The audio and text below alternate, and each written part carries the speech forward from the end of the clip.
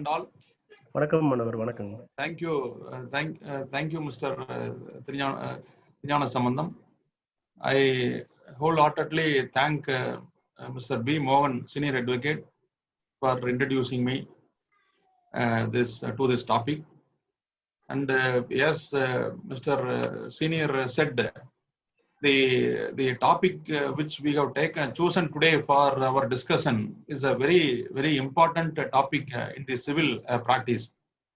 Whenever a suit for injunction or declaration or partition has come up for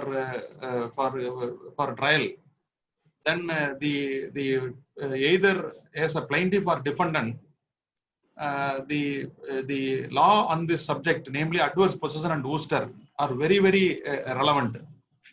In fact, as a budding lawyer and even till today, I bona fidely believe that many of us are not taking this adverse possession and ouster very seriously, and we used to plead adverse possession and ouster in a very casual manner in the plaint, in effect, which would definitely will not meet the requirement of law. Therefore, the result is very obvious. But when I started reading the law on this subject, in fact, many new aspects have come out. I know that I can't discuss the entire law within the span of time given to me, but I have little knowledge about this in the course of my practice, which I am going to discuss it before you. Let us enter into the topic. Possession is a very important aspect in respect of the property is concerned. Possession is an incident of title. Law respects possession. Possession is one of the important element of title. Then why adverse possession?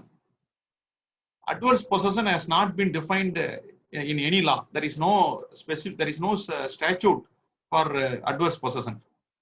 We have to trace the history only from the Evidence Act. There are one or two provisions in the Evidence Act by which the law has evolved. What is adverse possession? Adverse possession is nothing but real, open, exclusive, and continuous, and hostile, notorious, all against the true owner.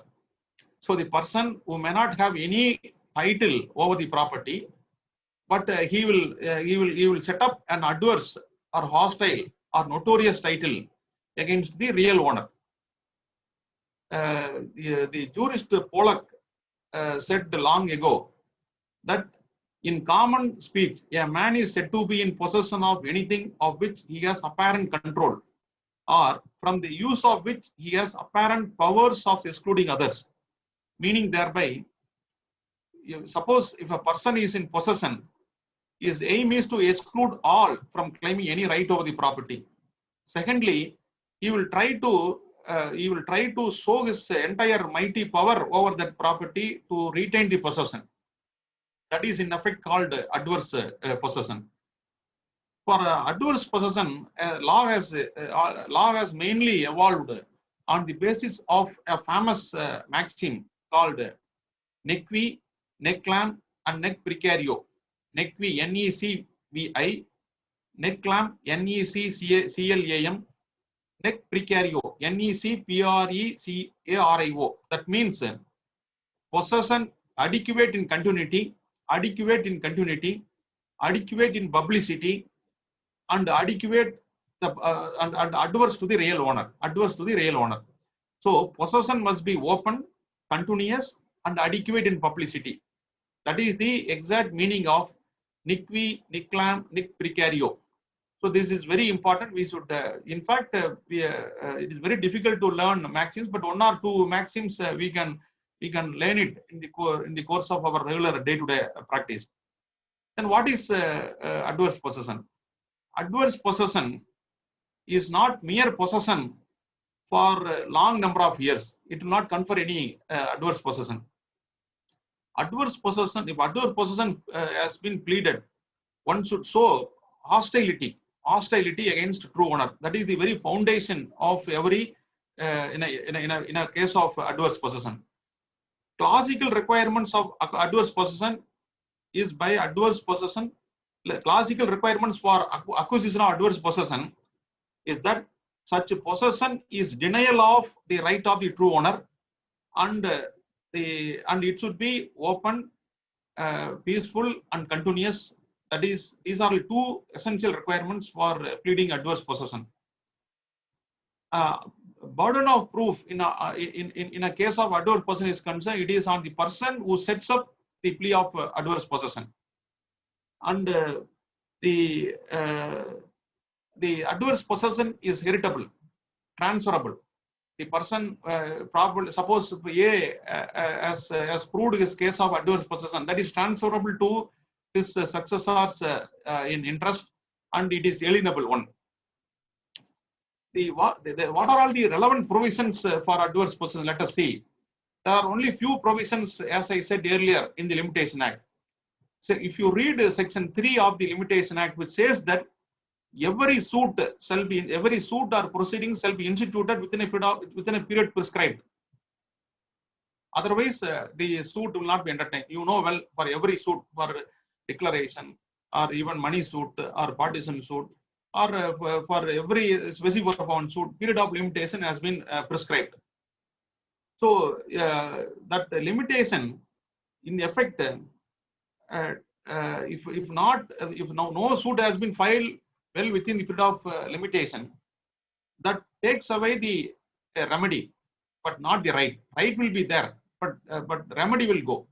So once that period is over, we cannot enforce the legal right. Right will be there, but right to enforce the remedy will go automatically. That is the very purpose of section 3. The next one, section 27 of the Limitation Act, which says about the extinguishment of right to property. That is not directly applicable to adverse possession, but it has some bearing over section article 64 and 65. That means a right to seek possession is provided under article 64 and 65, and if that right has not been invoked, then that right gets extinguished. That is section 27. I request the listeners to read only two decisions on this. The first one, 2007 3 SCC 569, 2007 3 SCC 569, then 2006 5 SCC 353, 2006 5 SCC 353. The other two important articles, Article 64 and Article 65. Article 64 says that suit for possession based on previous possession and not on title has to be filed within a period of 12 years from the date of dispossession. That is, 64 says that a person in possession on the basis of previous possession, virtually it may be settled to possession or adverse possession or wooster. So he is in possession, but not on any title. That person has to file a suit within a period of 12 years from the date of dispossession. Once he has been dispossessed, if he is in possession, no doubt he can also file a suit to declare his prescriptive title, namely adverse possession, as on today, new of the 3 judges bench judgment. But if you read section 64, which says that you can maintain a suit for possession within a period of 12 years from the date of dispossession, even though you have no title, but you had previous possession over the property. Whereas 65 says that suit for possession based on title or any interest which has to be filed within a period of 12 years from the date on which the defendant becomes adverse, because possession of the defendant becomes adverse to the plaintiff. That says the person who is in possession, who is having title over the property, but possession is not with him, it is with the defendant. In such a case, the plaintiff, who is the owner of the property on the basis of a title, or or any interest. The word any interest is also there in Article 65. He has to file a suit within a period of 12 years from the date on which the defendant sets up adverse possession. So these are all the two provisions. Reading of these two provisions would show that one based on title, another based on possession. 64 based on possession, prior possession, without title. 65 based on title, but the true owner can maintain the suit for possession under Article 65. These are all the two provisions which are very important. In these two provisions, you can easily see that there are 12 years period is prescribed for filing the suit. But we have seen in a suit in respect of government properties concern, limitation is 30 years. In none of these two provisions, limitation of 30 years has not been prescribed. But we have to look into Article 112 of the Limitation Act. 112 clearly says that period of limitation is 30 years against the government. So that is why whenever adverse possession is pleaded against private party 12 years, against government 30 years. So you kindly take note of Article 112, which I inadvertently failed to refer it in my notes. So these are all the provisions which we have to take note of in respect of the legal provisions which are relevant for the adverse possession. In respect of 64, Article 64 is concerned, I place it an important judgment of the Honorable Supreme Court reported in 2020, 2 Law Weekly 873, 2020 2 Law Weekly 873.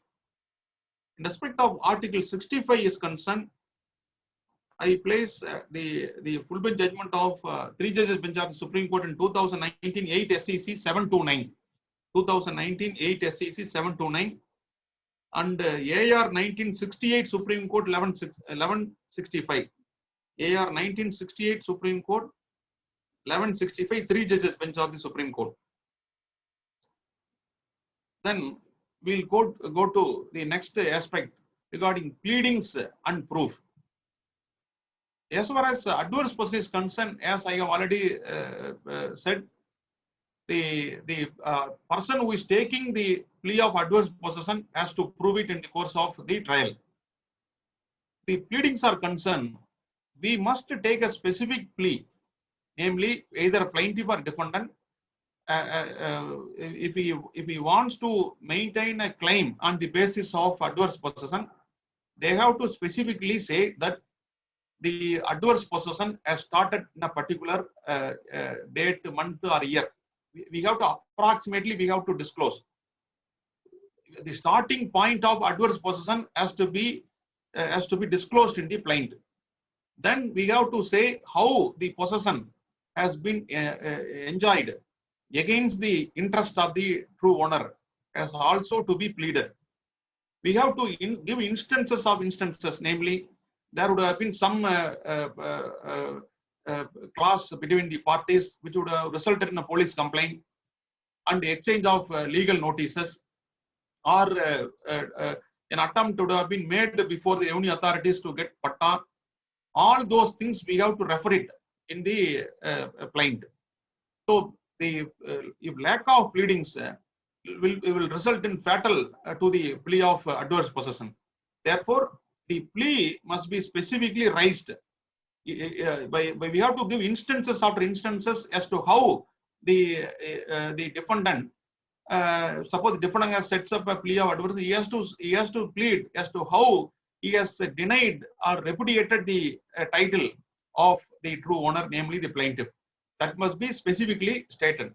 Lack of pleadings will result in dismissal of the degree of the suit, and the result will go against the defendant. Similarly, if the defendant plaintiff has set up a plea of adverse possession, he has also to plead clearly, and any lack of pleadings would definitely go against the party who sets up the plea of adverse possession. There are few decisions on this aspect. Whenever a case has come adverse possession, you can refer these decisions in respect of the pleadings for adverse possession. 2003 SEC 708, 2003 SEC 708, 2002 3 SEC 258, 2002 3 SEC 258, paragraph 52, 53, 61 to 65. Then 2004 1 SEC 271, 2004 1 SEC 271, paragraph 20 to 23.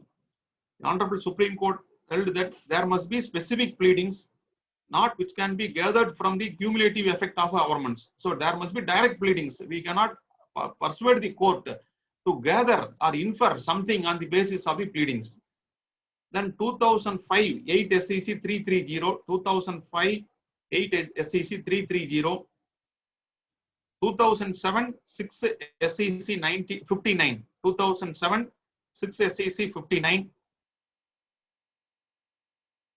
2009 13 SEC 229, 2009 13 SEC 229, paragraph 16 to 18 says that mutually inconsistent pleadings are not permissible.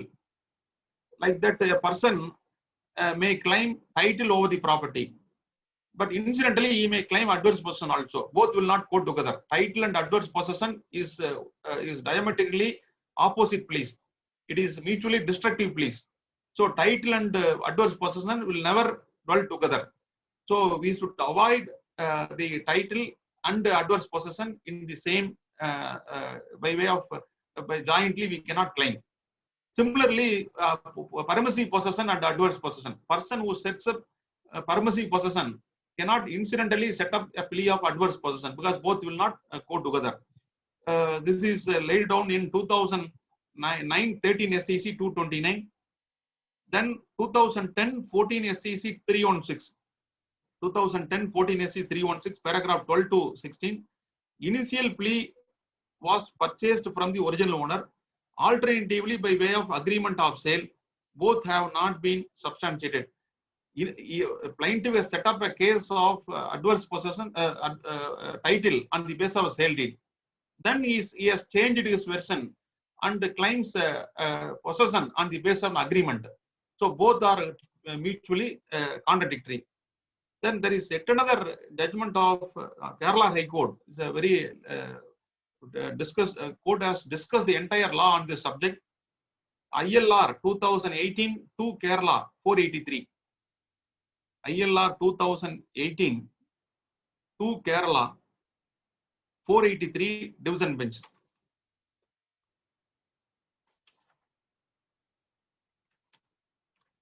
Then whether the mutation will have any impact on the adverse possession?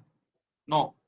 Merely because one party has affected mutation in his name without the knowledge of the other person, that will not create any, that will not give any right of adverse possession. AR 1966 Supreme Court 405. AR 1966 Supreme Court 405. Many of us used to rely upon the revenue records for the purpose of proving the adverse possession. That alone is not sufficient.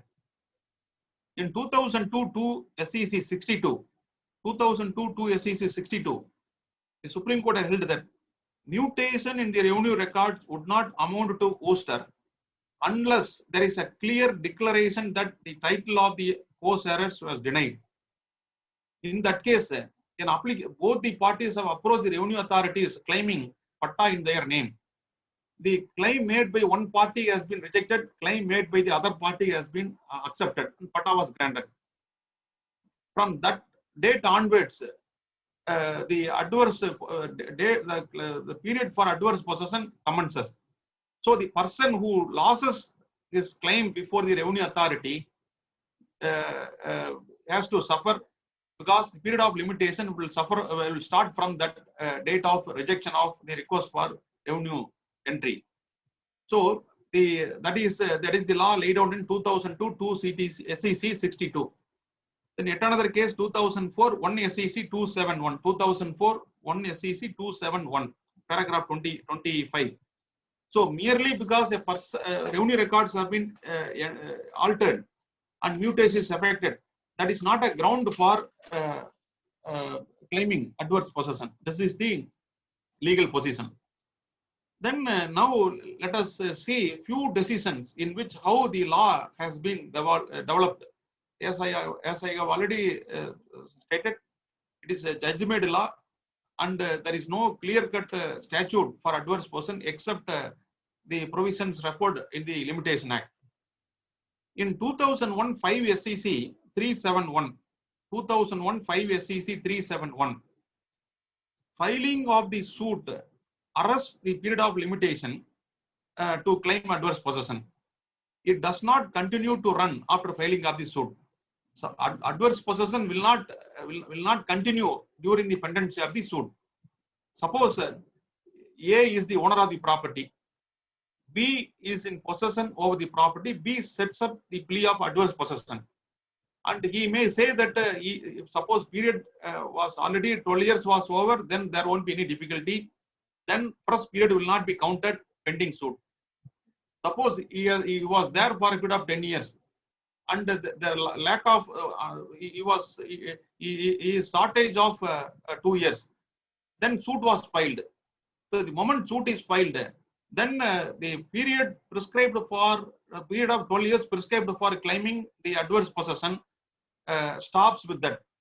So the defendant is not entitled to claim the period after filing of the suit.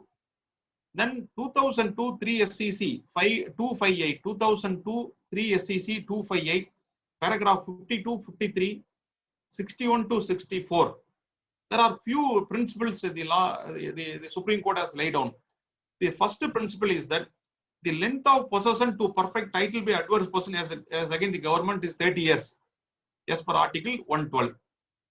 Secondly, assertion of title to the land in dispute by the possessor would be sufficient indication of the animus possidendi to hold adverse to the title of the true owner. That is, animus possidendi, one should have the person who sets up the plea of adverse possession has to prove animus possidendi on his in his mind. That means he should have a hostile or notorious interest against the true owner, that he should explicit then and there.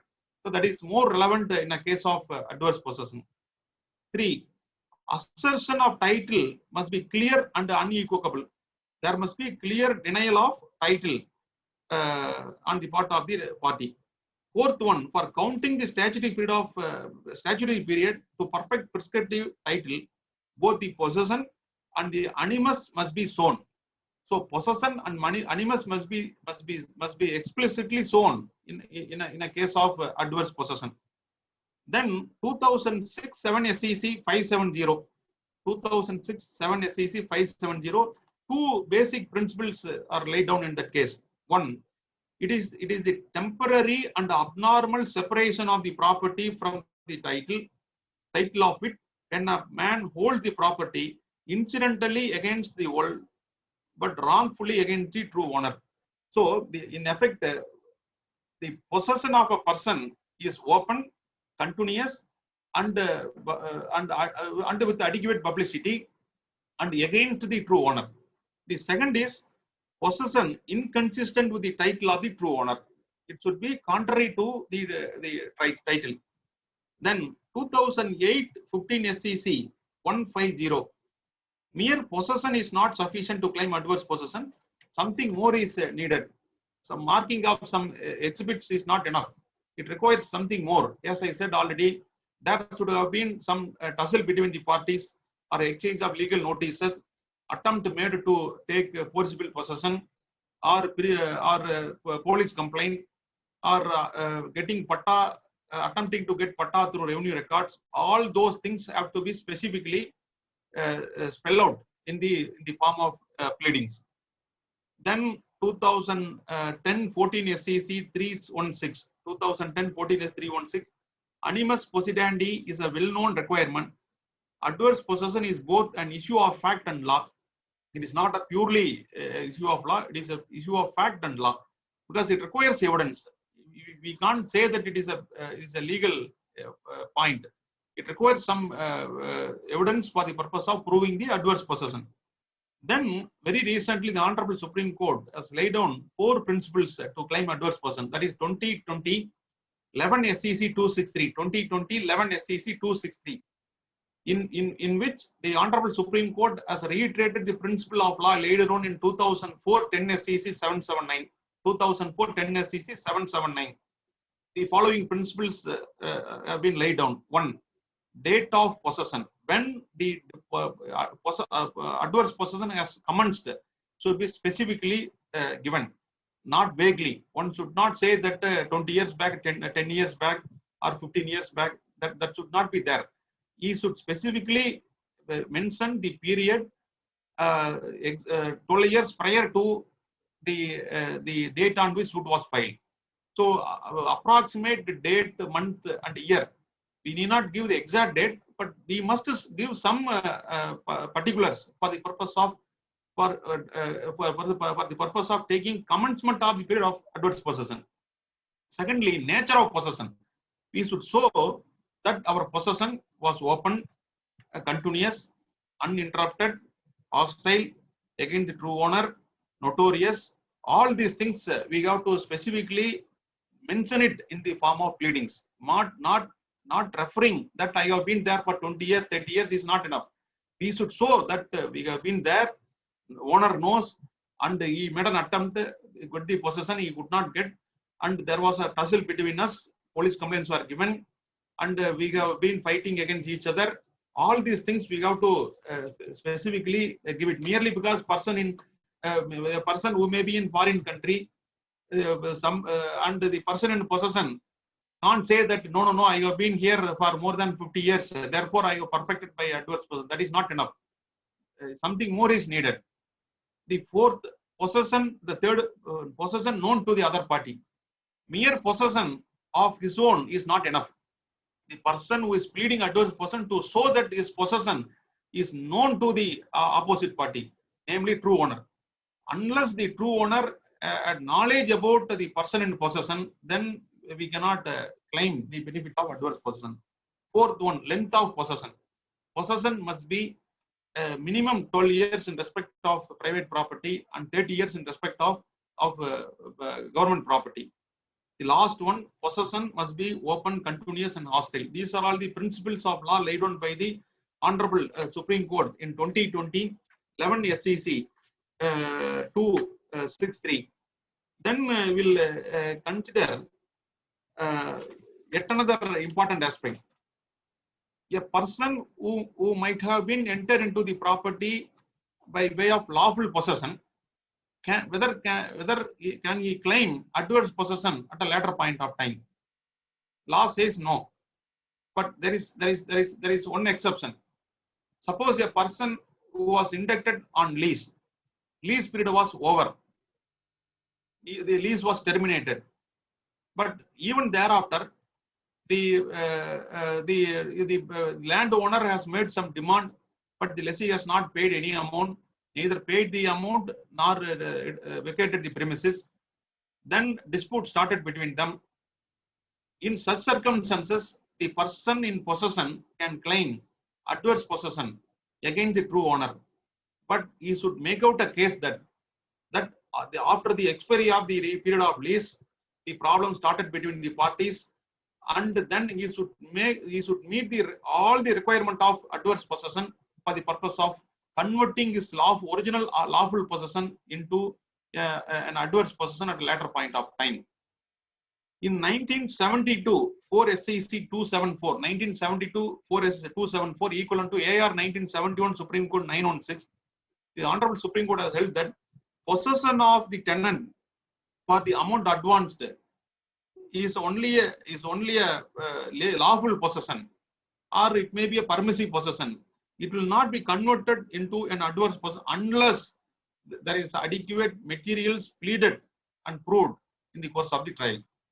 Similarly, 1984 2 SCC 286, 1984 2 SCC 286 equivalent to AR 1984 SC 930, only 3 judges bench, judgment only 3 paragraphs, but every line is important. In the first paragraph itself, the Supreme Court has held that possession of a licensee after termination of license will never become adverse unless the licensee asserted his hostile title.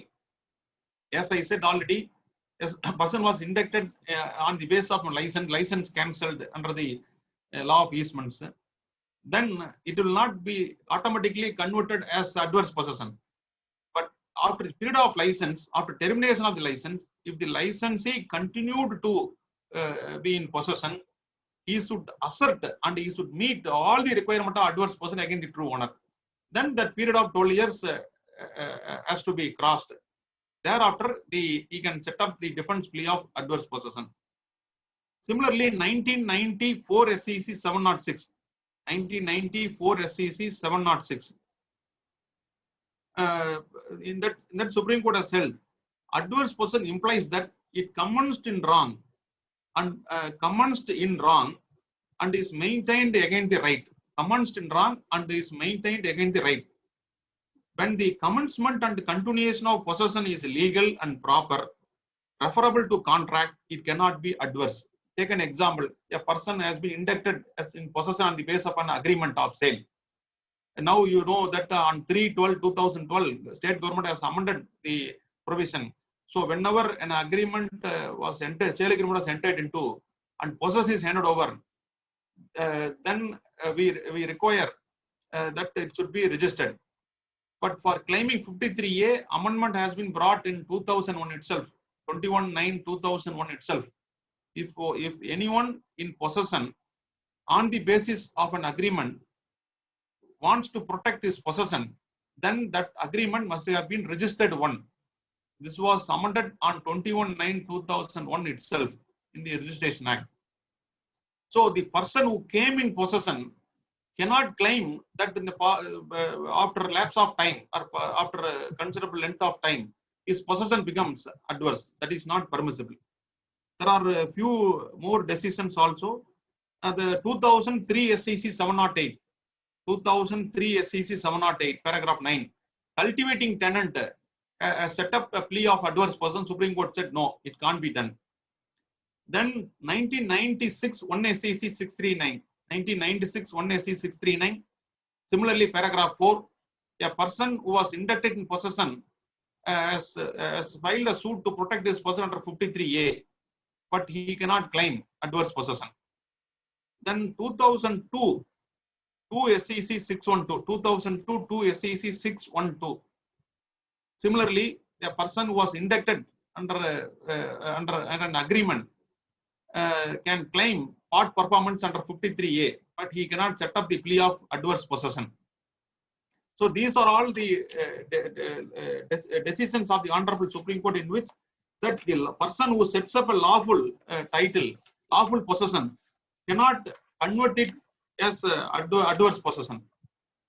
So law has developed from 1920 onward. There are a number of judgments. In 2014, 1 SEC 669, 2014 1 SEC 669, 2 judges bench of the Honorable Supreme Court has taken a view that plea of adverse possession can be used as a shield, not as a sword.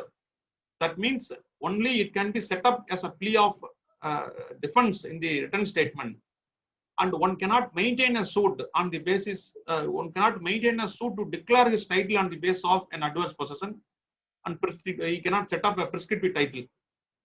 So always it could be raised as a defense, but not as a case in the plaint. So this was the crux of the said judgment. The said view was taken on the ground that we have already referred 64 and 65. You please read section 65 that says that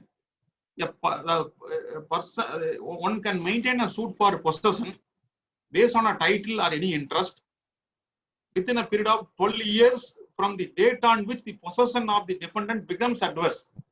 So literal meaning of section 6, article 65 would show that only when the defendant who sets up a plea of adverse possession, then cause of action will arise for the plaintiff to maintain the suit for possession within a period of 12 years. So this was the prima facie view we can derive it. But article 64 says 12 years for the date of dispossession. That is, the person who was already there in possession, he was dispossessed. Then he can maintain a suit to recover possession. So these are all the two aspects. So if you read the articles, it would indicate that the view of the Supreme Court is correct.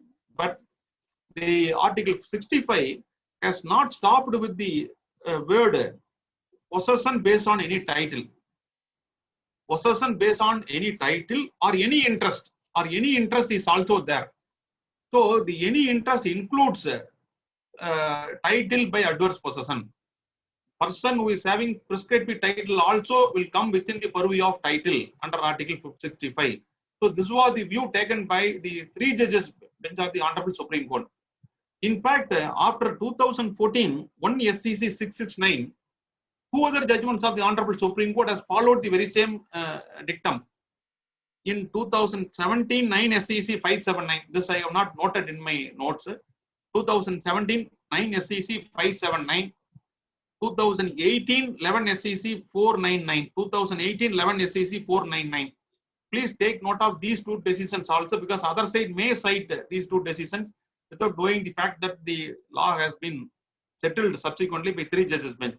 So these 3 judgments of the Honorable Supreme Court have been overruled by the 3 judges bench of the Honorable Supreme Court in 2019, 8 SCC 729, 2019 8 S 729 equivalent to 2019 4 CTC 396. It's a very important decision in respect of law of adverse possession is concerned.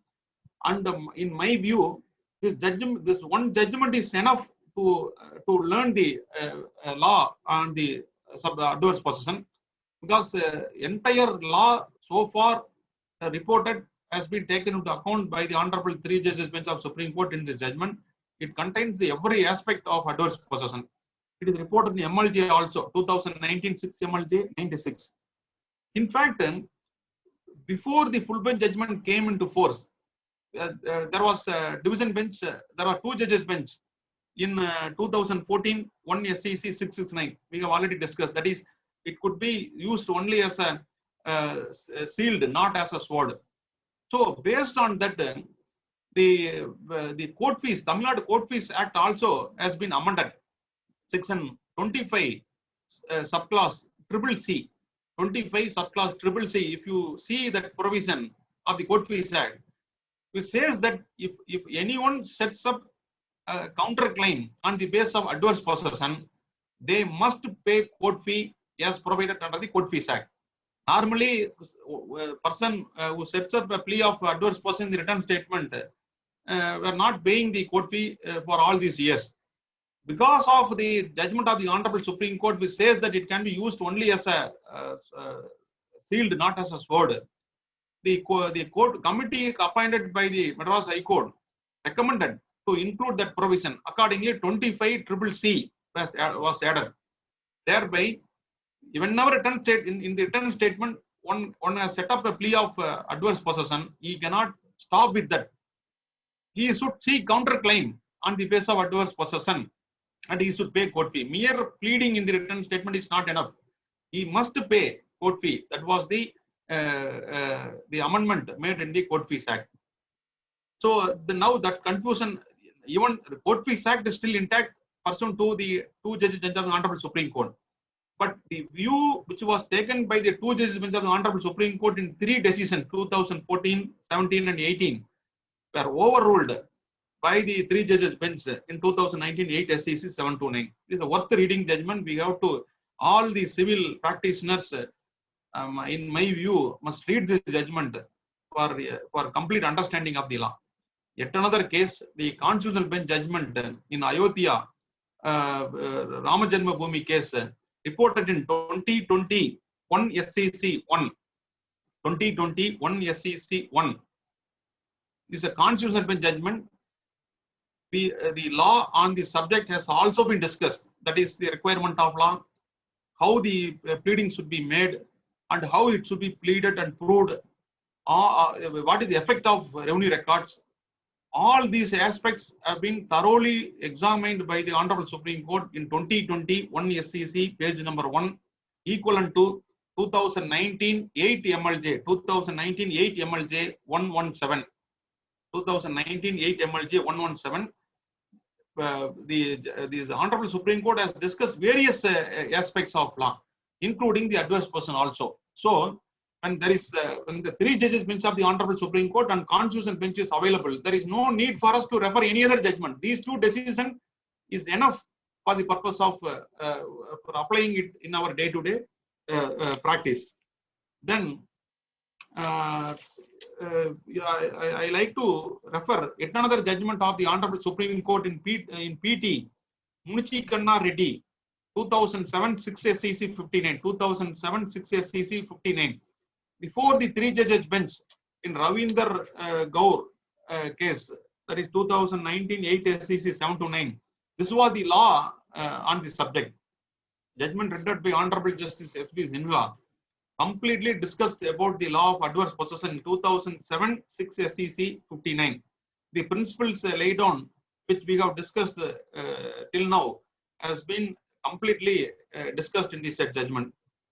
Then AR 1989 Supreme Court 1269. AR 1989 Supreme Court 1269. For taking the plea of adverse possession, one need not be in actual possession. Even constructive possession is enough. I will give you an example. Suppose if A is the owner of the property, he let out the premises to B. B was a tenant, and C, who is nothing to do the property, was collecting the rent from C continuously. And the collection of rent by C was neither objected by A nor refused by B. A, the true owner, has not raised any objection. Similarly, B, who was a tenant, has also continued to tender the rent to C. When after 12 years or 15 years, when an attempt was made to take possession, the C has set up a plea of adverse possession, saying that despite your knowledge, openly I have collected the rent. You have allowed the B to occupy the property, but you never collected the rent. I who collected the rent, I have repudiated your claim, I have denied your title, and you never made an attempt to assert your right at any point of time. But he continued to be in possession, he continued to collect the rent. In this case, neither A nor C are in possession. You please see, only B was there.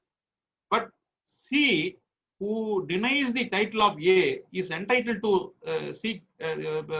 pray for adverse possession, even though he was not there in actual possession. That is constructive possession. Then 1973 2 SEC 705, 1973 2 705, equivalent to AR 1973 Supreme Court 2537. No effect on the list pendants. Take an example. Suppose I have been in possession.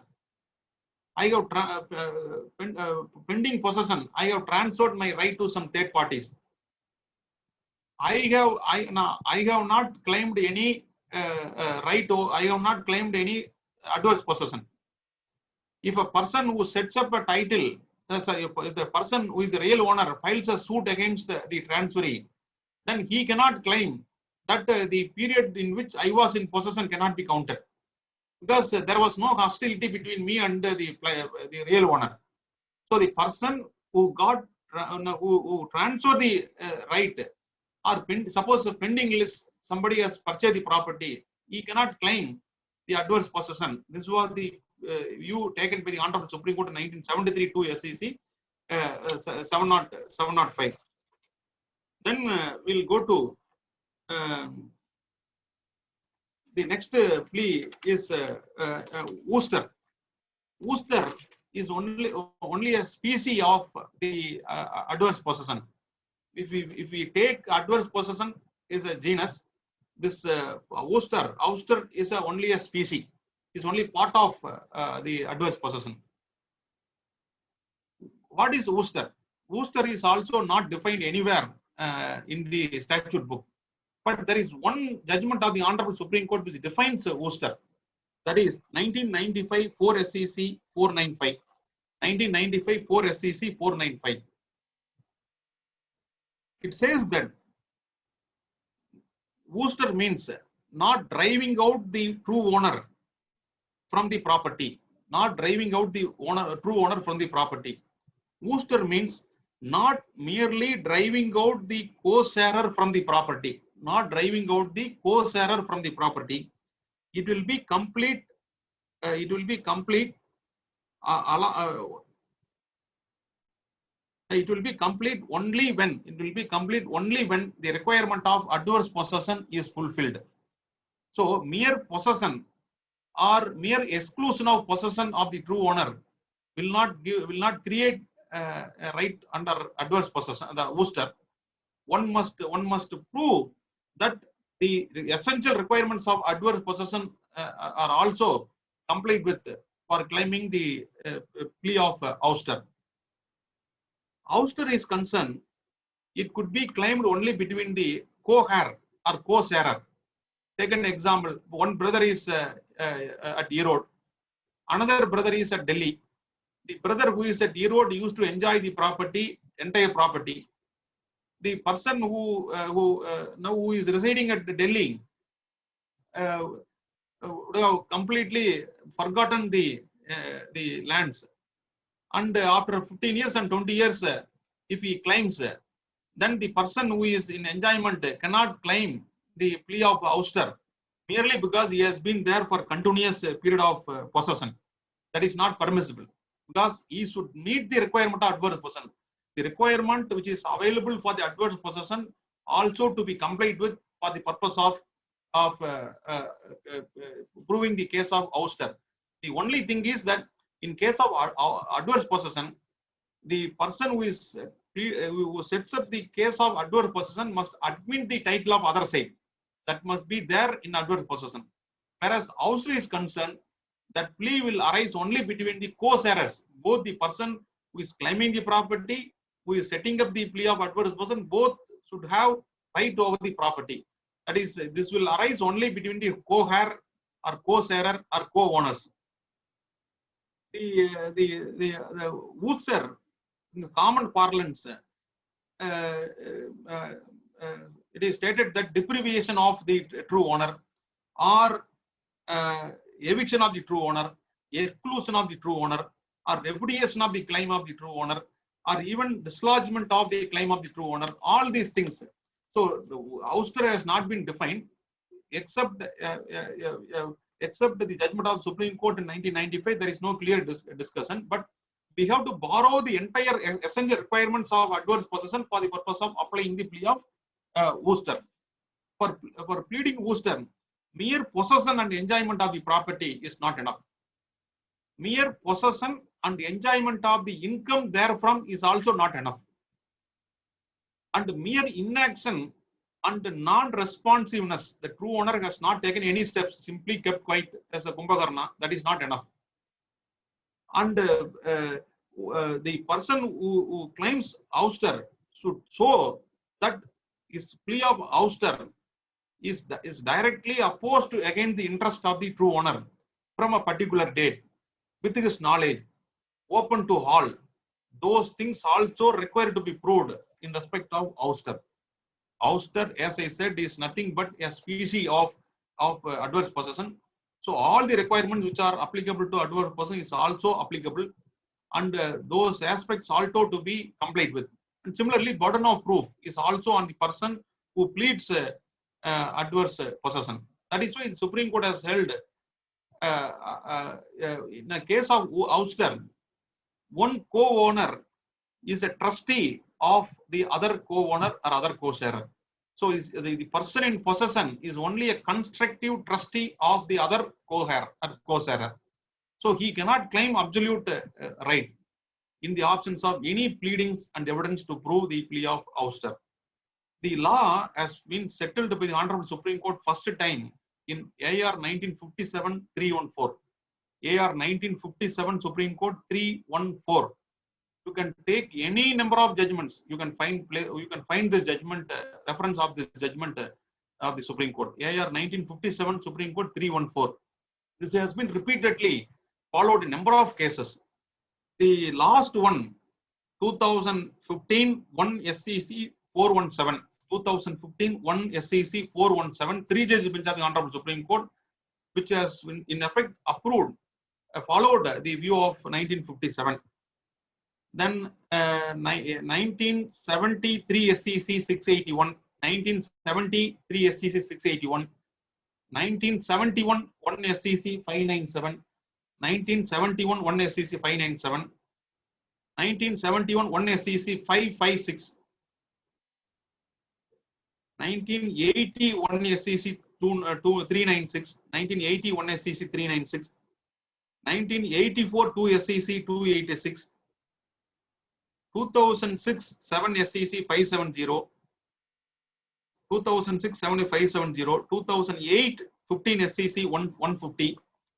In all these decisions, the Honorable Supreme Court has only reiterated the law which was laid down by the Supreme Court in Lakshmi Reddy, reported in AR 1957, Supreme Court 314. So the last one, 2015 1 SCC 417. Then Supreme Court in AR 1966, Supreme Court 470, 66 Supreme Court 470. No adverse possession between the co-partners even after alienation of undivided share, in the absence of any legal evidence for ouster. Merely because a person, suppose 4 sharers are there, one sharer has sold the property, and the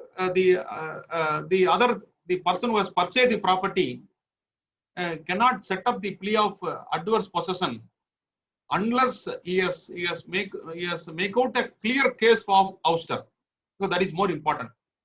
Mere alienation of 1 or 2 of the sharers by 1 or 2 of the share by the respective sharers is not a ground. This position also settled in AR 1960 Supreme Court 470.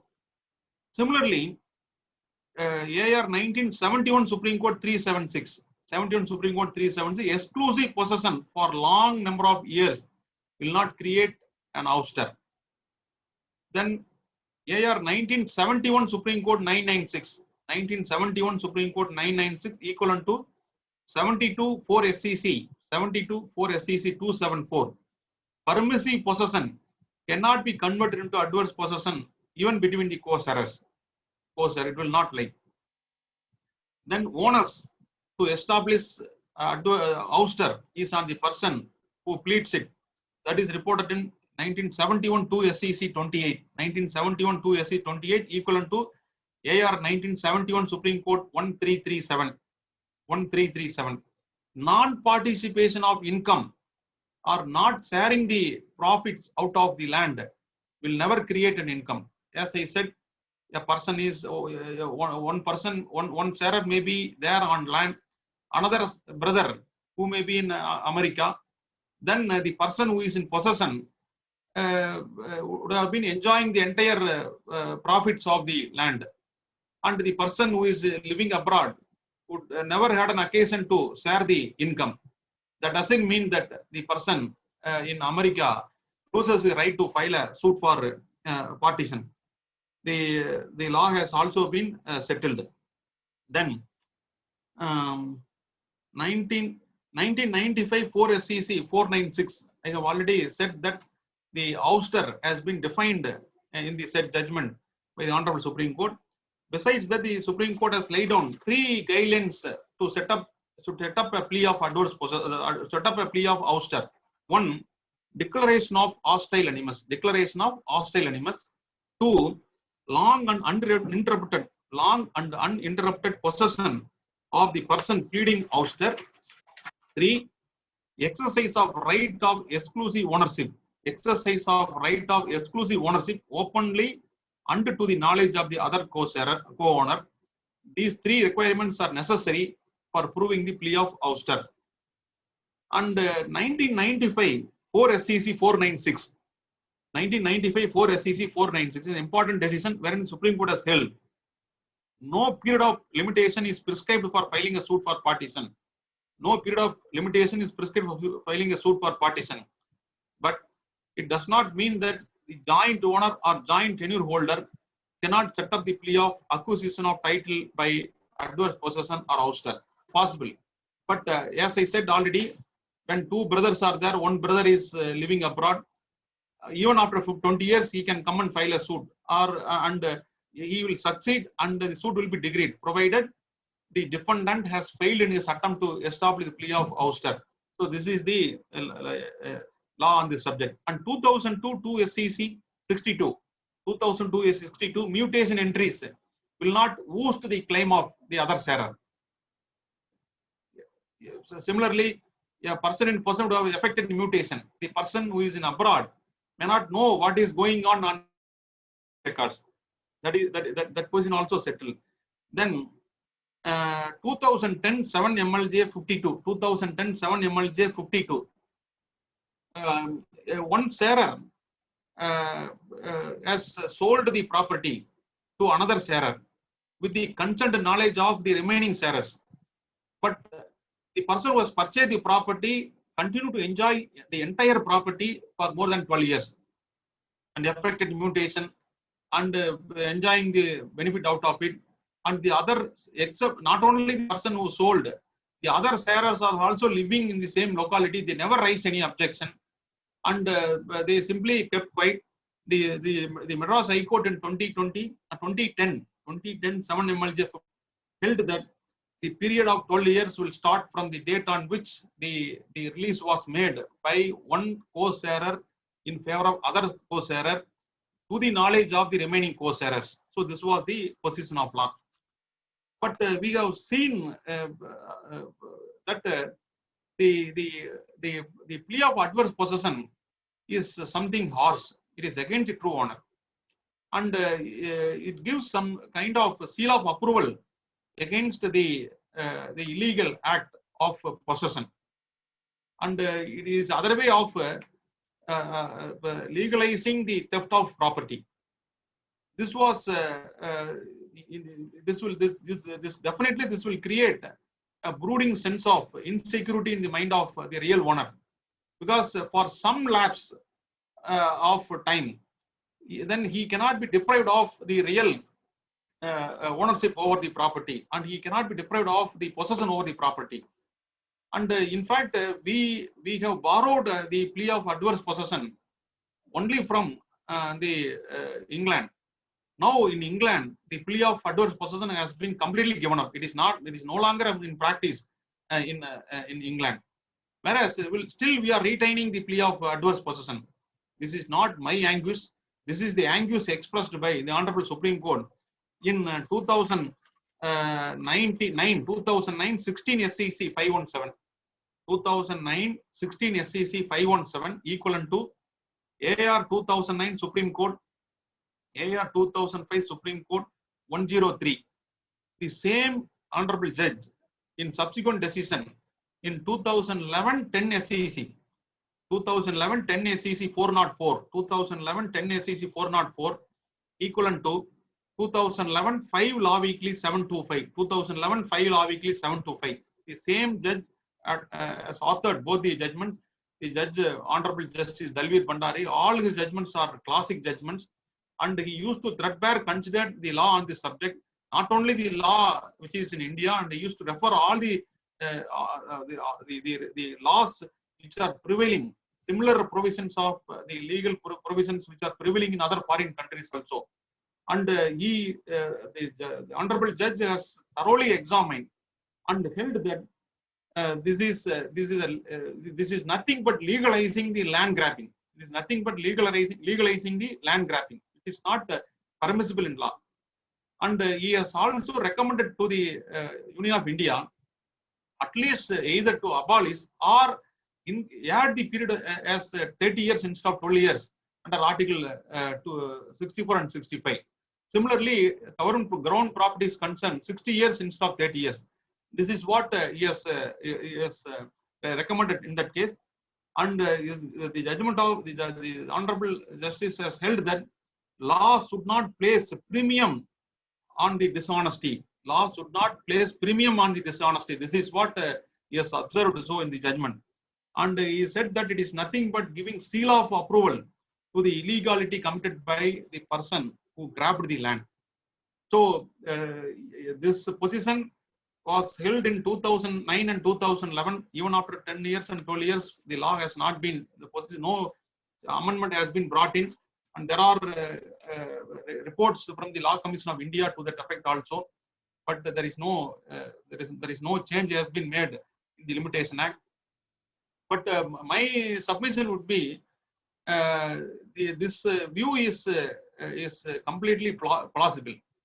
You take any example. We are defending for defendant and plaintiff, that is immaterial. But this will create an injustice in the mind of the true owner. For some reason or other, he may be outside. But yes, even in the present scenario, we can't even judge how we can't even forget the fact that the person in possession, person who is having muscle power or money power or political power can easily take away the property and enjoy the property against the will of the true owner. So this is also possible nowadays. So this kind of adverse possession is requires some reconsideration, as observed by the Honorable Supreme Court in those two decisions. Otherwise, as observed by the Honorable Supreme Court, it is nothing but legalizing the land grabbing. So these are all the views, my views in respect of the adverse possession and ouster. And in fact, I have prepared some notes that can be useful for you in the day-to-day practice. If we go in deep, it will be boring too much, because that is why I have referred the decision so that you can take note of it and you can apply whenever the situation has come in the course of your practice. Thank you. With this, I conclude. Thank you.